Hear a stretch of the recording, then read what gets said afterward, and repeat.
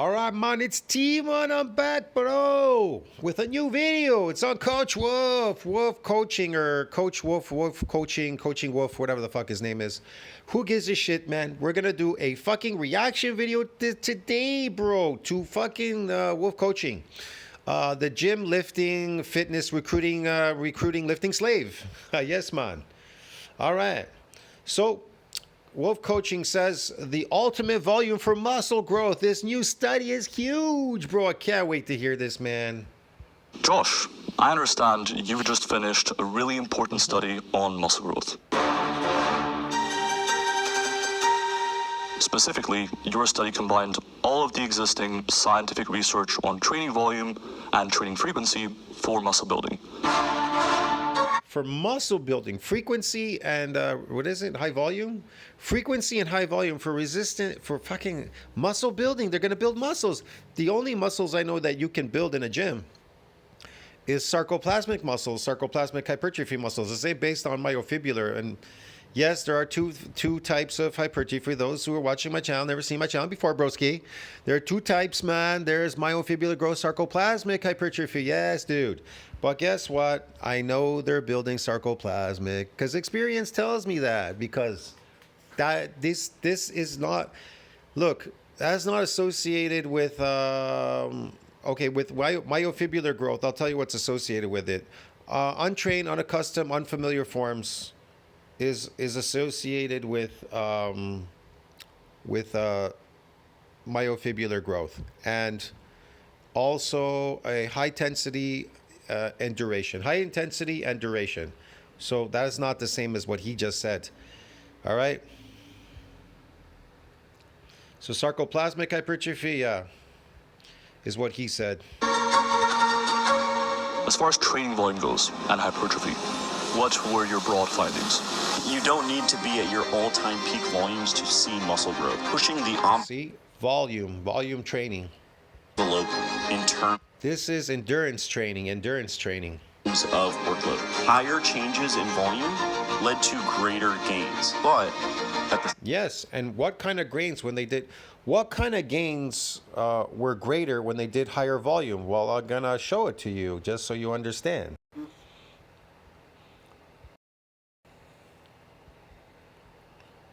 So you find this in NCBI, friends, myofibular hypertrophy. It responds to 6 weeks of high volume resistance training in what? Trained young men. And we know that these guys are trained. Yes, they are definitely trained athletes. And so they're adapted. Well, here's another part. The reason they're getting this is because they're trained and they're adapted to that training that they're already doing. So largely, their training will be largely attributed to what? Sarcoplasmic hypertrophy. That's right. So their muscle growth is largely attributed to sarcoplasmic hypertrophy. Sarcoplasmic. What is sarcoplasmic? I know you're thinking.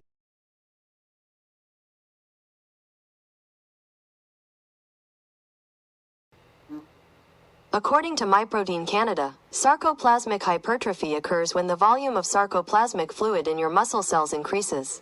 This type of hypertrophy increases muscle volume but does not increase the size or number of fibers, and thus does not result in improved performance. That's right. It's even there in NCBI. Type of art. According to medical news.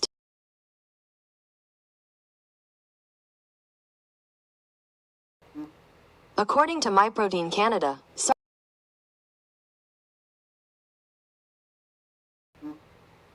according to Body Transform Nutraceuticals, essentially, sarcoplasmic hypertrophy is a kind of artificial muscle growth.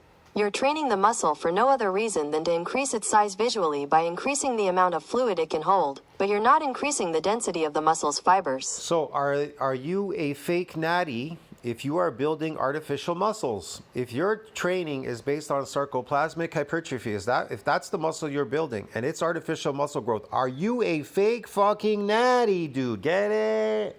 Yes, man. You are a fake mother effing fake natty, broski. Get it? Like these guys right here. If you're eating carbs and you're building these fake sarcoplasmic muscles, especially if you're eating carbs, you are a fake natty. At the same time, you you can get very substantial growth and, in fact, the most efficient and the highest return on investment from a low volume protocol. However, I've become more intrigued by the potential benefits of short-term changes in training volume. Additional sets are probably going to lead to additional growth. Oh, wow. For Additional sets are going to lead to additional growth in volume, like he just said, right? In volume. volume, that's not what I expected. That's not what he expected in volume? You wouldn't get additional growth in sarcoplasmic growth? Come on, dude. You should know better than that with coaching. You're intelligent. This huge meta-analysis of 34 studies by Josh and his colleagues was to examine the relationship between volume, how many sets you do for The only strength they're going to get is motor unit recruitment, androgen receptors, and some increase in hormones every time they lift a weight. And so it's kind of artificial strength too as well, because it's not based on myofibrillar growth. You're not getting stronger through myofibrilars. You're getting stronger through recruiting these motor units. And mostly these androgen receptors, let's just say, for that force production. So you're getting better at lifting these weights. You're getting better at lifting these weights, and you're getting better at creating these artificial sarcoplasmic muscles by pumping them up with glycogen, bro. Get it? Yeah. Because you're a trained athlete now. You're adapted. given muscle group in a given training week and hypertrophy. How many sets should you be doing to build muscle? Before we can get to Yes. How many sets should you be doing to build these fake sarcoplasmic muscles? That isn't based on man, that is definitely not based on myofibrillar growth, because it just isn't, dude. That's not myofibrillar. To you to build the myofibrillar, it has to be damaged. And he didn't say anything about damaged. He said building muscles. He didn't say damaging muscles. He said building muscles. So that's sarcoplasmic. the results, we need to first understand how to best count or conceptualize volume. First, volume is defined as weekly volume. Take all of the sets you do across a given training week for a given muscle and add them up. Another consideration, are all exercises created equal for all muscle groups involved? I don't know, Let's are they? talk about the dumbbell row. The dumbbell row trains your upper back, your lats, your teres major, your rear delts, your forearms, your biceps, even more of your elbow flexors. Does the dumbbell row target each of these muscles equally well? Should we count one set of dumbbell rows as one set for each of these muscle groups? For many of these muscles, like the forearms, it trains them somewhat indirectly. It doesn't target them quite as well as, say, a dedicated forearm exercise. So instead, we could count it as only one set for one muscle group, the muscle group being targeted best, in this case, the upper back. But that might not be accurate, because you probably do still get some forearm, biceps, lat stimulus out of the dumbbell row. And so instead, we could count it fractionally. The dumbbell row could count as half a set towards the biceps and the forearms, for example. This is called fractional counting. How you count volume might really matter. And one of the main findings of our How you count volume might be matter. Well, whatever. It may matter. Yeah, I don't know. Counting. Yeah, I don't think so. analysis is that fractional sets had the You could do practically just about anything as long as you're eating enough carbohydrates. Yeah. best predictive power for the amount of hypertrophy that you achieved in these studies. So kind of one of our first takeaways here is that when you're quantifying your own volume, you can count it however you want, but probably the most accurate way to do so based on the research is to count using some sort of fractional system for exercises that indirectly train the muscle that you're trying to grow. Now I hear you saying, why half a set? While fractional counting might be better, it also relies on a number of assumptions that may or may not be correct. Why half a set? Why not 0.7 sets for the biceps Good from a question. given set of dumbbell rows? Can we really rely on Does it really matter when it comes to sarcoplasmic and you're adapted to these weights? these imperfect assumptions? My response, if you want to apply the Or adapted to this lifting? findings from this study to your own training, count fractionally. Counting fractionally is more accurate than only considering direct work or considering all exercises equal for all muscle groups involved. But if you wanted to keep it simple instead, you could count exercises as only one set towards each muscle. The reason why you can't build you can't build up the density of the myofibrillar is because you've run out of these nuclei. They usually happen very quickly in your first training when you come to the gym. That's why it's sarcoplasmic. See? Look. You first come to the gym.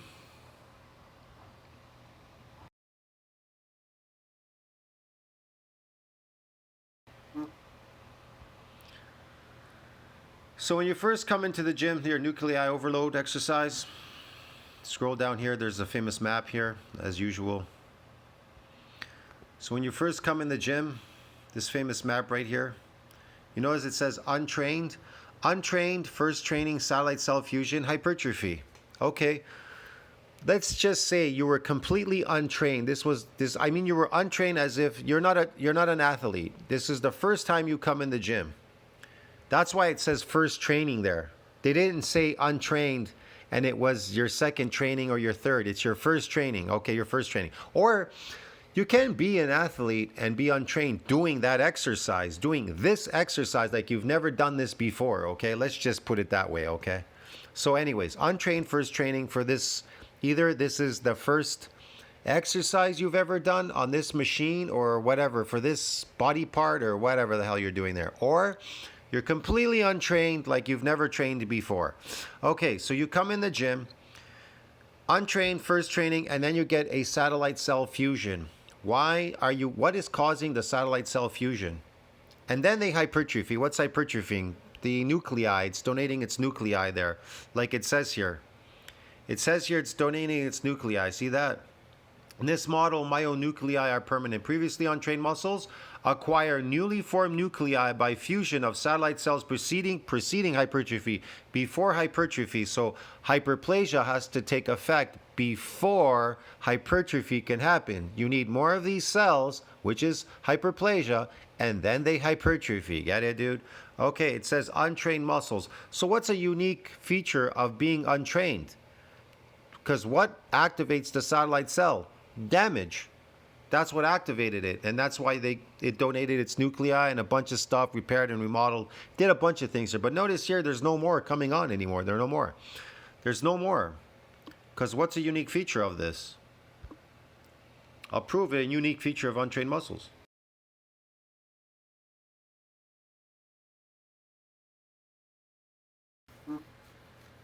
According to Physiopedia,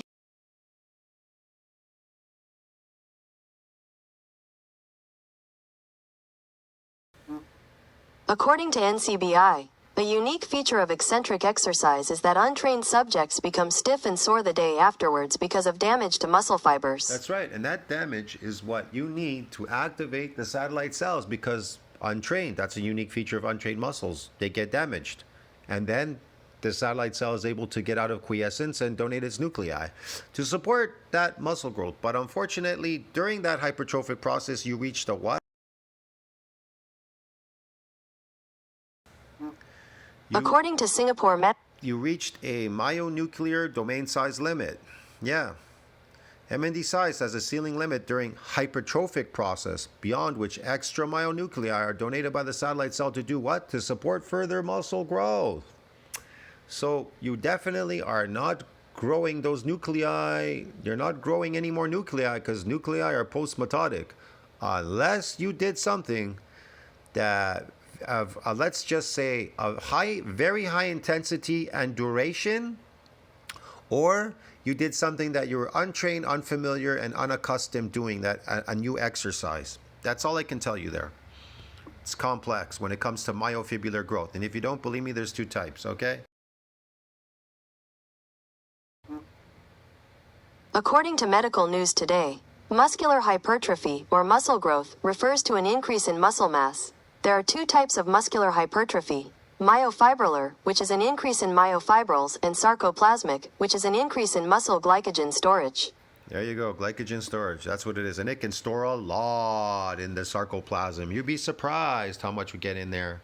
Muscle group involved. When Josh finally gave me the results to his meta-analysis, I was surprised. Yeah, so the main finding from our meta-regression is that as you did... What experience does Josh really have in the lifting world? What experience does he have? Additional sets per week, you see additional hypertrophy. we did find that that relationship resembles diminishing returns. So You don't. You get. Look, man. I'll explain also this strength that you're getting. Okay.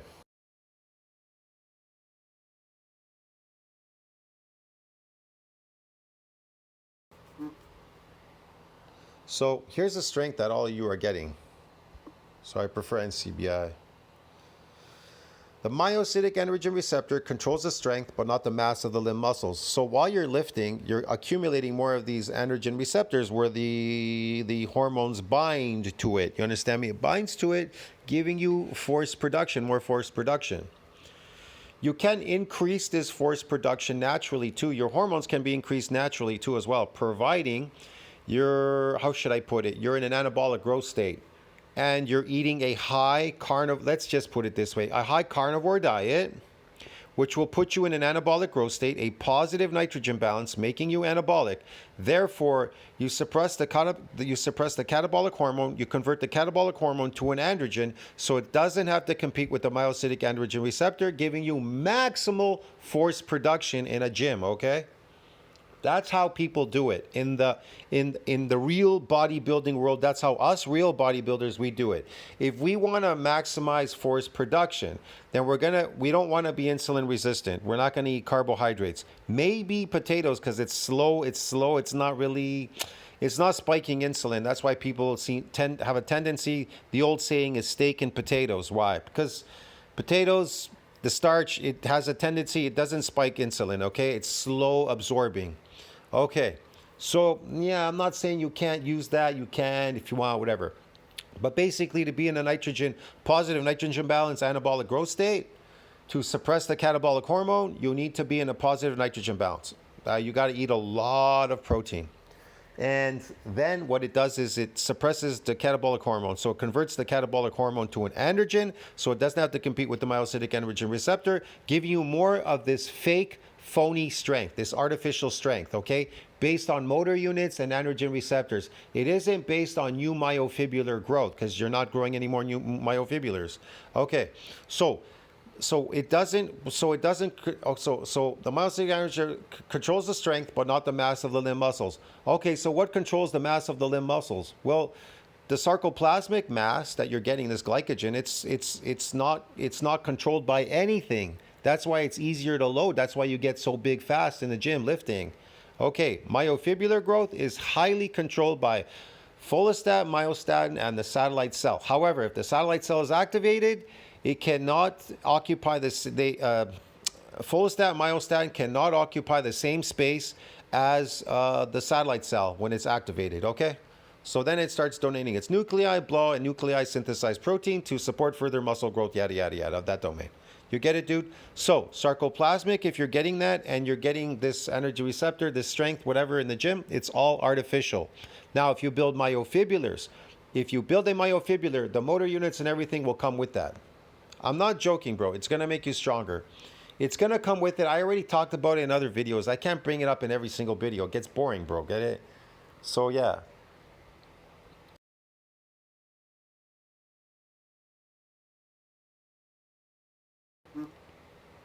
Hold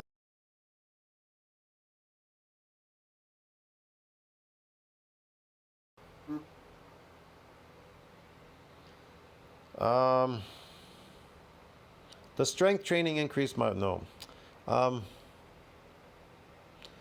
can't bring it up right now. Fuck.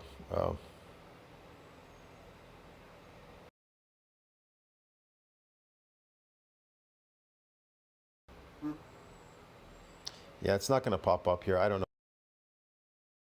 this. So I'm going over here. It's associated with strength, myofibrillars, whatever. And a bunch of stuff. in other words, as you go from 0 sets per week to 5 sets per week, you're going to see the greatest return on investment. As you go from 5 sets to 10 sets per week, you're still going to see robust hypertrophy, but... Yeah, you'd always see it. You're adapted. You will always see hypertrophy providing you eat enough glycogen, enough carbohydrates to store this glycogen. If you're not eating enough, then you won't see enough growth. the net benefit In those artificial, phony, fake sarcoplasmic muscles, yes. is going to be slightly less than that previous interval. In other words, the additional In other words, there's no strength associated with sarcoplasmic hypertrophy. So what kind of strength are you getting? Well, if the myocytic androgen receptor controls the strength, then what kind of strength exactly are you getting? So if you're building sarcoplasmic muscles and they're building up, it's glycogen because you're eating carbs, and you're building it up and you're adapted, that domain has ended in the myofibrillar growth. Forget about that. That's gone already, because you don't know how to bring it back. It's based on adaptations, but you're not bringing it back. Let's just say you're doing sarcoplasmic training. What strength are you really getting there? Well, it ain't myofibrillar because it's not based on that. See what I mean? marginal muscle growth you get from each additional set you do in a given training week decreases. You get diminishing returns. Roughly speaking, when You don't get diminished. You get diminished returns in myofibrillar growth. You do not get diminished returns in sarcoplasmic growth. They can keep going. double your volume, say from 10 sets to 20 sets, you get around 50% more hypertrophy as a general heuristic. And this relationship seems to hold up all the way to 30 or 40 fractional weekly sets. I already showed you what you get with high volume. It's associated with sarcoplasmic hypertrophy. If you're watching this, you probably want to get as much muscle growth as possible. So why wouldn't you just do 40 or more sets per week? So it's often Why would you? Why wouldn't you?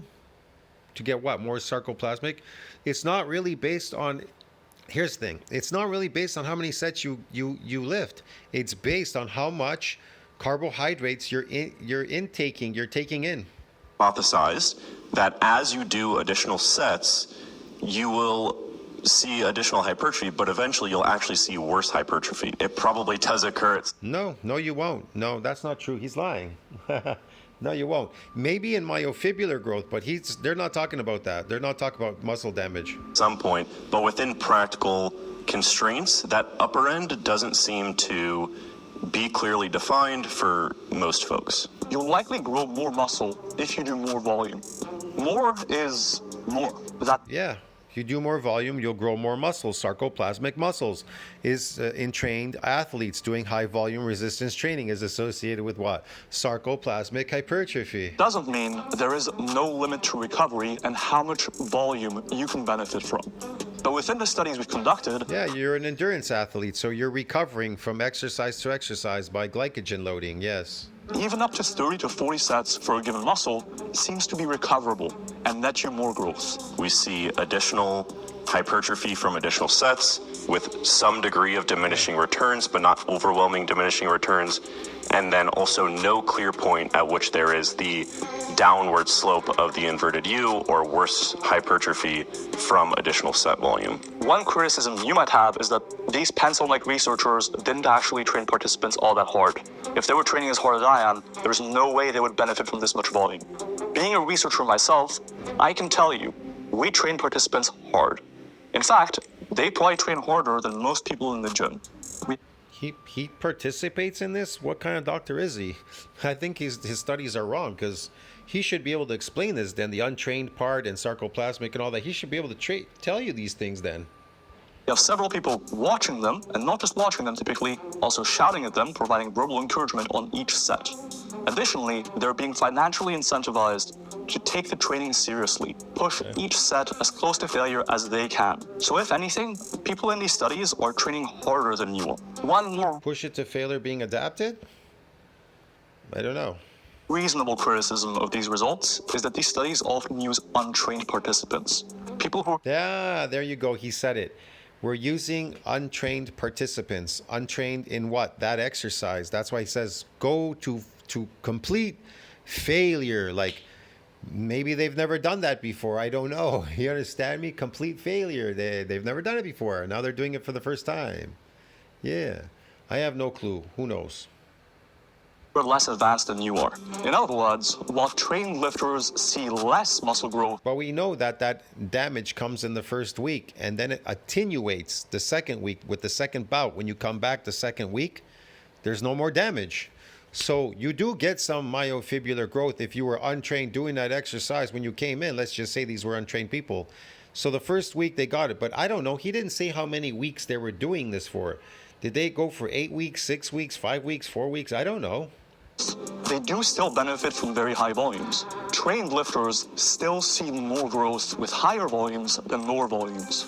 While we don't have studies on Ronnie Coleman, Higher volumes than lower volumes. More growth in the sarcoplasm, yeah. High volume really is associated with sarcoplasmic growth. Yeah. You could lift heavy or light. It doesn't matter how much you lift. You don't have to lift heavy. The only reason these bodybuilders on drugs are lifting heavy is because they want to show off. They're taking steroids and then they feel that the weight is light, so they lift really stupidly heavy for no reason, and then they destroy their body when in fact they don't need to lift that heavy. They just need to do higher volumes so they can draw more of this glycogen into the muscle to create these phony artificial muscles, them taking steroids. Because they're not building any more myofibrillar growth, dude. They're adapted to their exercises. They're dumb. if there were something to more trained lifters need less volume, we would see that play out when comparing studies in untrained to trained lifters. All right, well, couldn't it be novelty? He never trained to untrained lifters. Trained lifters are associated with what? Sarcoplasmic hypertrophy once they get trained. All right, an untrained person is associated with what? Myofibrillar growth, but he never says that. He never mentions these things. It's not my job to explain everything that he's doing to people so they can fucking understand that an untrained, what's a unique feature of untrained muscles? They get stiff and sore due to what? The next day due to what? Muscle damage. Okay, what do trained muscles get? What are they associated with? Sarcoplasmic hypertrophy. So there you go. Why the fuck can't he explain that? Wouldn't it be the fact that high volumes are beneficial for a few weeks or a few months, and then there's no more benefit? Or couldn't it be that the participants... No, that's not true. What are you talking about? Are you talking about people trying to get myofibrillar growth or sarcoplasmic? No, it's not. No, you can eat a lot more of it. in these studies aren't resting for long enough between sets, causing each set to become junk volume. Then again, the question is this: how big do you want to get? You want to be like the 600-pound fat man laying on his couch? Is that how big you want to get your muscles to be? That's how big? Like, how big do you want them to be exactly? And do you want them to be real or fake? Let's start with a potential claim that higher volumes are only beneficial in shorter study durations. We did not find evidence supporting. Once you're adapted to these exercises, after you come in and you're no longer untrained, yeah, the high volume, it's sarcoplasmic. It's sarcoplasmic gains, dude, because you're trained now. In that claim.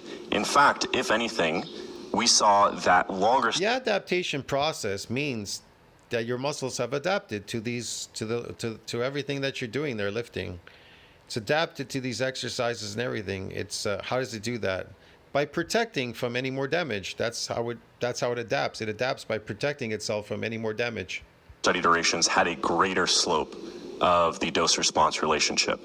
Another claim that's often made is that higher set volumes are only beneficial if you're doing so-called junk volume and you're doing short rest periods. So you're just kind of stacking. Myofibrillar growth is not based on that. It's based on intensity and duration. Anything that you're new doing that you haven't done before, and I would say that, let's say your exercise, let's say you've done these exercises, but you want to squeeze out a new adaptation doing the same exercises. The only way you can do that is the intensity and duration of that exercise. That's the only way to squeeze a new adaptation out of the same lift that you have done previously, if that's what you're trying to do. So there are only these ways of getting this damage to come back. Either the exercise you're untrained, unfamiliar, unaccustomed, or it is the intensity and duration of that exercise will bring back that damage. Sets that are not effective in isolation. But he says high volume, and we know that high volume is associated with sarcoplasmic. So these people, even whether they were trained in the beginning or not, they became untrained rapidly within the second week. You understand me? Need to do more and more of them. At Walt Disney World Resort, the best beginning. Evidence of that as well. We saw a similar slope of the dose-response relationship at estimates of 1-minute rest periods and 3-minute rest periods. And importantly, I don't know what that has to do with anything, the rest period part.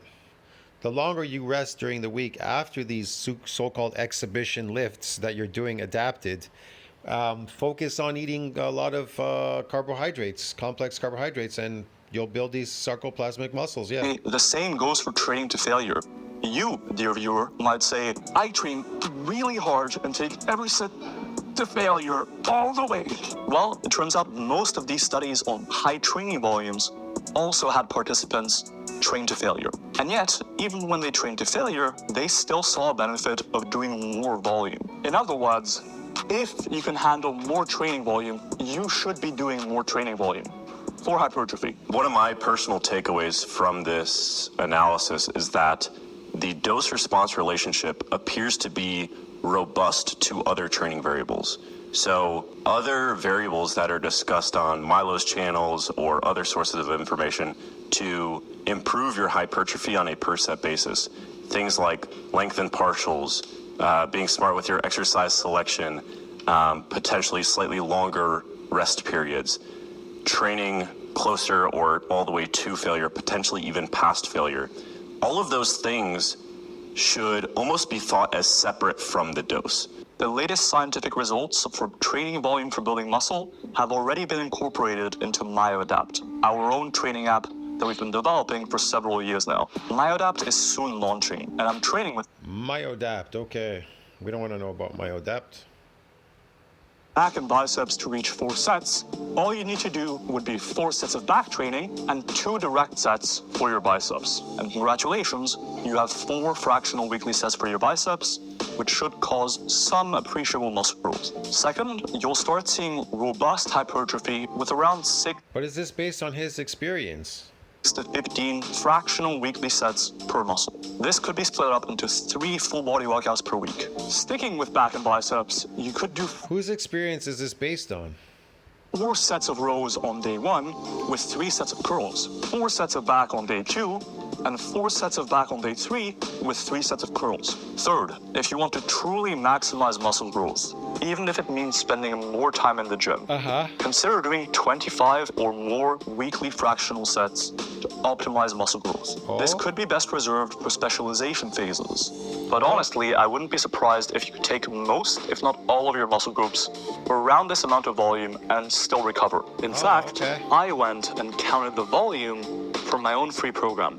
Go check it out in the description. No, I had no idea. Assuming you did 5 sets per exercise, around 25 to 30 sets per workout. In 5 days of training, most major muscles ended up getting around 20 to 30 fractional sets per week, which based on the results of this meta-analysis, should be very close to maximally effective for muscle hypertrophy. Alternatively, just count how many sets you're currently doing. Instead of doing only 3 sets per exercise, try doing 4 or 5. That can quickly add up. Now you might tell me that you don't have the time to do super high volume, or that you can't recover. In those cases, here's what Josh recommends. Right, so if you're going from 15 to 25 sets per week on your chest, that might mean that you're dropping your delt training from 15 to 5 sets per week, just to make it a clean example. So as a result, you're going to do additional sets that have a lower return on investment by taking from higher return on investment sets, which very well might be a smart choice based on an individual's goals if they really want to focus on chest growth in this case. But just understand the potential trade-offs here. Likewise, it's probably worth picking movements that agree with you. Picking movements that don't tire you out a ton, but are still effective, is a great way to get more volume in. For you though, it may not be about fatigue. If instead you're pressed for time, here are some of the best ways to increase the time efficiency of your workouts and get more training volume in. First, drop sets. A meta-analysis by Coleman and colleagues found similar hypertrophy when doing multiple traditional sets compared to drop sets. However, performing drop sets took about 1/3 of the time of doing traditional sets. We now have 3 studies comparing antagonistic paired supersets, supersetting Supersets, drop sets are going to do it. All these things are going to do it. Yeah, I know these people. They think if they do drop sets or supersets, that's what's going to, either it's the myofibular or whatever. I don't know what they're thinking. Muscle's going to build somehow, or these nuclei, something going to be able to bypass enemy size limit or some shit. No, they don't work, man. They don't work. I just told you what gets this damage. But anyways, in myofibular. But this is going to be sarcoplasmic. to antagonistic motions like a bench press Because they're adapted. in a row to doing them separately, finding similar muscle growth when doing supersets, with the benefit of using supersets cutting down on workout time by about 50%. Supersets, you know, and drop sets, going lighter and doing supersets, like just doing one set, then jumping into doing like rows with another whatever barbell. So high volume, very high volume. They're usually never going that heavy when they're doing these so-called supersets. They're never really going that heavy. But yeah, that's gonna help anyways, but whatever. And then there's drop sets. You're going the opposite direction. Instead of going heavy, you're going lighter. Yeah, okay. So what does that associate with? Sarcoplasmic. It's endurance. You're an endurance athlete. Look, anything high volume is associated with endurance.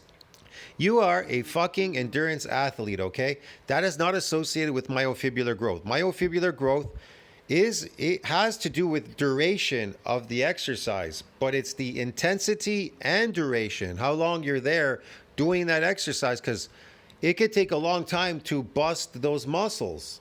You understand me? You may not be doing one exercise, coming in and doing one body part, and because it doesn't work with one body part. You're usually doing a full body exercise, because and high intensity and of duration. Get it? You want to overwork those muscles like crazy. It's an overworking of those muscles so that they could get damaged and bring back this damage. Okay, whatever. And you want it done all in one shot, because you can't do one body part and then come back the next day, because you'll lose the muscles. They're damaged, and you won't want to come back, because you're gonna have painful restriction, these clinical signs. You're gonna be fucked up. Okay. You can combine these two techniques by using antagonistic paired supersets and performing your last set on any exercise as a drop set to cram in even more volume. And finally, pick the right exercises. Certain exercises are way more time efficient than others. Pick dumbbell exercises. Pick stack-loaded machine exercises. These exercises will require less setup, and you can... Yes, do all these things that he says, and don't eat any carbohydrates. Just eat protein and see if this works. And I guarantee you it's not going to work. Now, do it again and try eating a lot of carbohydrates and watch what happens. Your muscles are going to blow up like crazy on the carbs doing these exercises, because you are now an endurance athlete. Get it? Now, in myofibrillar growth, you don't eat carbohydrates. Just eat protein and damage these muscles, and then try to grow them and get some nuclei and whatever to support further muscle growth. Did you need carbs? No, they'll grow. Why will they grow? Because protein synthesis needs to exceed that breakdown. You understand me? To grow those muscles when they're damaged. Yeah. See what I mean? Adjust the weight set to set. Now, I won't go too in-depth on these. I have a whole video. I love this guy. He's like throwing his whole body up and the weights at the same time. His whole body's moving in the motion with the weights flying up and down. I think his buttocks and his back and everything's getting worked, and his abs. On the topic, you can check out. But since Look at this more guy. volume costs Look at this guy. He's bending down, throwing the weights up and down. Everything's getting worked there, broski, guys. more growth. This is endurance. This is pure endurance. You just know, because they're adapted. They're not shooting for adaptations. He never said we're shooting for adaptations. He said something about untrained people, but I just know. He's not shooting for adaptations. He's shooting for sarcoplasmic hypertrophy endurance training. Strategies are something nearly everyone should be using if you have any reasonable time constraints. I already hear you saying, you got that science nerd. I've been doing low volume forever, and I've been growing just fine. To that, I say, Yeah, he's been growing sarcoplasmic muscles quite nicely. They're nice and pumped. Might be correct. You're probably seeing growth even with low volumes. Low volumes can be a super time-efficient way to train. And to gain a lot of muscle, you can keep things super simple. Just gain some weight, eat sufficient protein, train with reasonably moderate volumes, go close to failure on every set, and you'll be good. And you'll gain a decent amount of muscle without complicating anything. However, you won't maximize progress keeping things this simple. If you want your best growth, you will need to think a bit harder than that. Finally, one question I'm sure I'll get is, what about strength? Here are the takeaways. More volume is better to a point, but after around 5 to maybe up to 10 sets per week per movement, there's no additional benefit. There are heavily diminishing returns for strength compared to hypertrophy. Importantly, indirect sets, like lunges for the squat, counted fractionally as half a set. You can start seeing meaningful improvements with just a set or two of strength work a week. Maintaining strength, it only takes as little as one set or two a week. Yep, power building is back. The difference in results between muscle growth and strength makes sense. Muscle growth is simply a local physiological adaptation, where strength is multifactorial, involving technique, neuromuscular adaptations, and more. If anyone's interested, I'm happy to make a whole video on the topic. Let me know. Cool. Awesome. Josh? I like how he said adaptations. Kind of adaptations here. You wrote down the results very well. Where can people find your channel or find you online, find your research? What kind of adaptations? Sarcoplasmic's not based on adaptations. Since you're already on YouTube, probably check out our YouTube channel, Data Driven Strength. You can find me on Instagram, josh.datadrivenstrength, and you can check out our website. I would never waste my time on these people, man. They're just a waste of time. Sarcoplasmic hypertrophy muscles are easy to build really rapidly. They're based on glycogen, and they're based on glycogen. Just loading as much as buy a 50-pound bag of potatoes, finish it every week or so, a week and a half, 50 pounds every week and a half, whatever, or every 2 weeks. Every 2 weeks, finish the 50-pound bag of potatoes, and you don't even need to eat protein. And when it comes to myofibular growth, well, you need to eat a lot of protein. Protein synthesis needs to exceed that breakdown in those muscles. They're damaged, and they'll rebuild a lot bigger and stronger. That's basically it. That's what it's based on. And damaging them, and then that's it. And then allowing them to repair and remodel while you being in a positive nitrogen balance the entire week.